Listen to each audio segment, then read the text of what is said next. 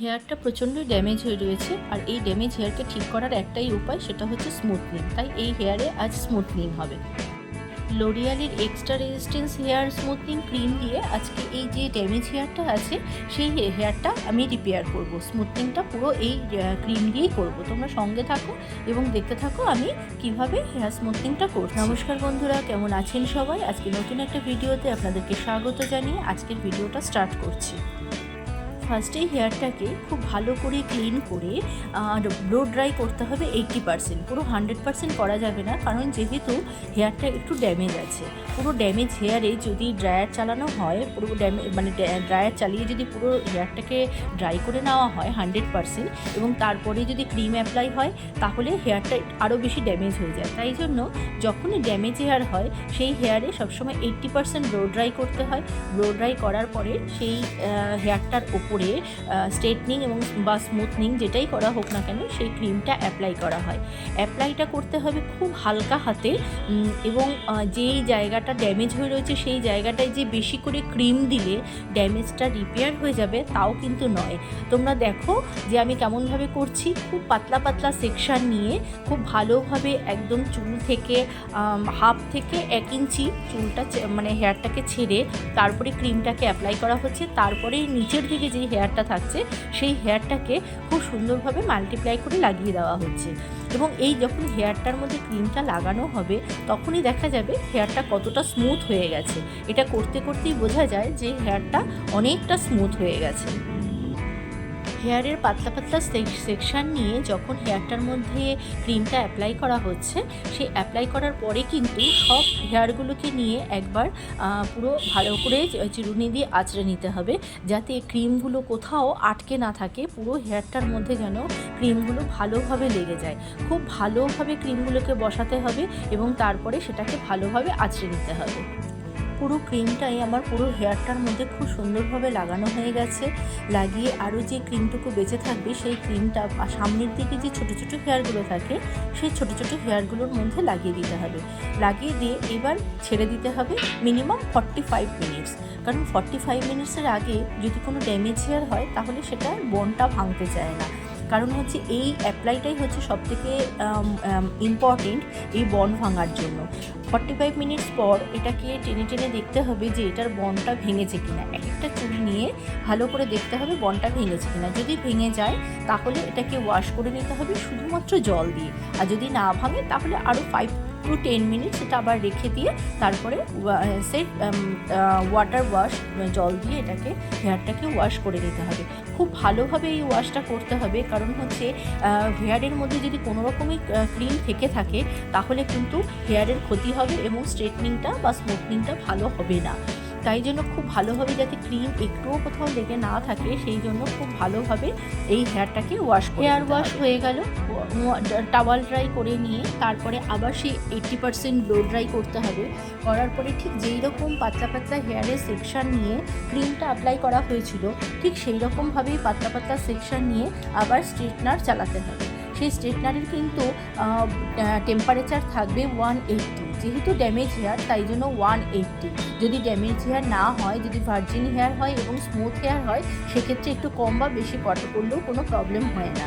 এক্ষেত্রে কী করতে হবে, যেহেতু ড্যামেজ হেয়ার আছে তাই জন্য আমি 180তে টেম্পারেচারটা দিয়ে এই স্ট্রেটনিং মেশিনটাকে খুব ভালোভাবে ইউজ করলাম। আর যখন স্ট্রেটনারটাকে যখন টানতে হবে তখন এক একটা সেকশানে কম করে 7 থেকে 8 বার কিন্তু টানতে হবে। তা না হলে কিন্তু স্মুথনিংটা ভালো হবে না। এবং যখন কিছুটা বেশ একটু থিকনেস হয়ে যাবে হেয়ারটায়, তারপরে আবার অনেকগুলো হেয়ারকে নিয়ে আবার একটু একটু করে টেনে দিতে হবে। তাহলে ভেতরে যেই হেয়ারগুলো কোনো সময় ছোটো ছোটো যে বেবি হেয়ারগুলো থাকে সেই হেয়ারগুলো যদি কুচকে থাকে সবগুলো একসাথে নিয়ে টেনে দিলে তখন ওই যে হেয়ারটা থাকে সেই হেয়ারটা তখন ক্লিয়ার হয়ে যায়। তখন হেয়ারটা আবার কিন্তু স্মুথ হয়ে যায়। পুরো হেয়ারের মাঝখানে বেবি হেয়ারগুলো যদি উঠে থাকে তাহলে দেখতে খুব বাজে লাগে এবং স্মুথনিংটা ভালো লাগে না।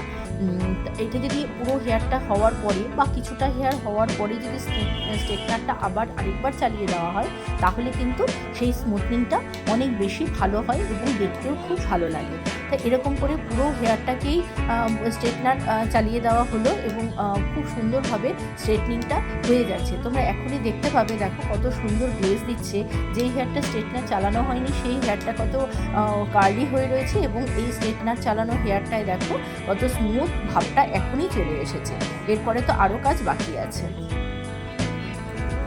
পুরো হেয়ারে স্ট্রেটনার চালানো কমপ্লিট হয়ে গেলে এর মধ্যে লাগাতে হবে নিউট্রিলাইজার। দেখো নিউট্রিলাইজারে কিন্তু ওরকম ব্যাপার নেই যে খুব পাতলা পাতলা সেকশন নিয়ে লাগাতে হয়, কিন্তু হ্যাঁ পাতলা নাই নিতে পারো, একটু মোটা করে নিতে পারো, কিন্তু খেয়াল রাখতে হবে পুরো চুলে যেন লাগে, কোনো চুলের যেন জায়গা ফাঁক যেন না থেকে থাকে বা কোনো হেয়ারে লাগলো না, এমন যেন না হয়। যথেষ্ট পরিমাণে নিয়ে সেই হেয়ারটার মধ্যে নিউট্রিলাইজারটা লাগাতে হবে, যাতে হেয়ারটা যে বনটা ভেঙেছে সেই বনটা যাতে টেকসই হয়। সেই টেকসই হওয়ার জন্যই কিন্তু এই নিউট্রিলাইজারটা লাগিয়ে দিতে হয়।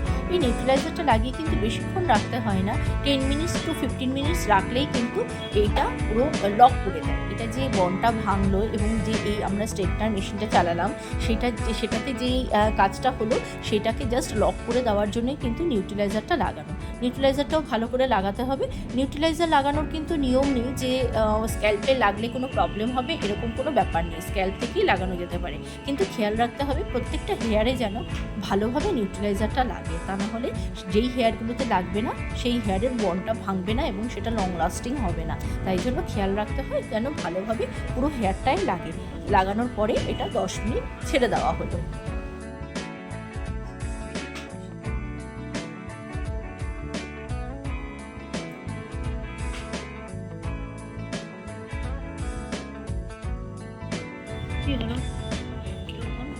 কতটা পরিমাণ নিউট্রিলাইজার দিতে হবে তোমরা নিশ্চয়ই দেখে বুঝতে পারছো। একদম চিপচিপে করে খুব ভালোভাবে, একদম মানে কাদা কাদা মতনভাবে, পুরো একদম চুপচুপে করে, যেরকম করে আমরা তেল লাগাই সেরকম করে নিউট্রিলাইজারটা লাগিয়ে দিতে হবে। তারপরেও কিন্তু নিউট্রিলাইজারটা তার উপরেও কিন্তু আবার যেগুলো থাকবে এক্সট্রা থাকবে সেই জায়গাটাতেও কিন্তু থপথপ করে লাগিয়ে দিতে হবে, যাতে কোনো জায়গায় কোনো হেয়ার বাদ না যায়। তারপরে অ্যাজ ইউজুয়াল খুব ভালো করে শুধু জল দিয়ে হেয়ারটাকে ওয়াশ করতে হবে। খেয়াল রাখতে হবে যেন ভেতরে একটু ক্রিম না থেকে থাকে। পুরো হেয়ারটাকে ভালো করে জল দিয়ে এটাকে ধুয়ে ক্লিন করে নিতে হবে।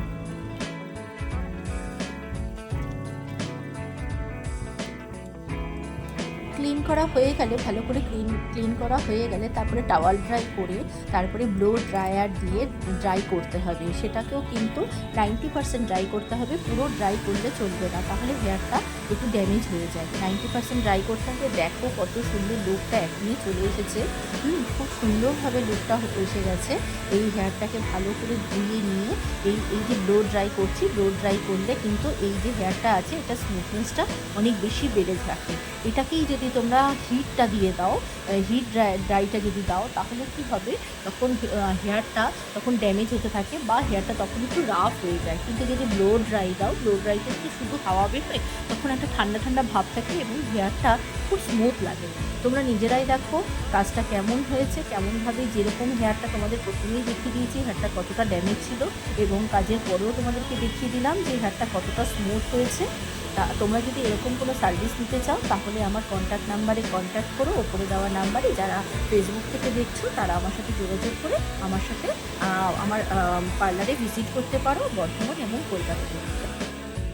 হেয়ারের কাজটা পুরো কমপ্লিট হয়ে গেলে তারপরে হেয়ারটাকে একটু ট্রিম করে দিতে হবে, কারণ হচ্ছে যখনই হেয়ার স্মুথনিং বা স্ট্রেটনিং করা হয় তখন ছোটো বড়ো কিছু হেয়ার বেরিয়ে যায়। সেই হেয়ারটাকে জাস্ট একটু ট্রিম করে নিতে হবে, যাতে হেয়ারের নিচ দিকটা ছোটো বড়ো না থাকে।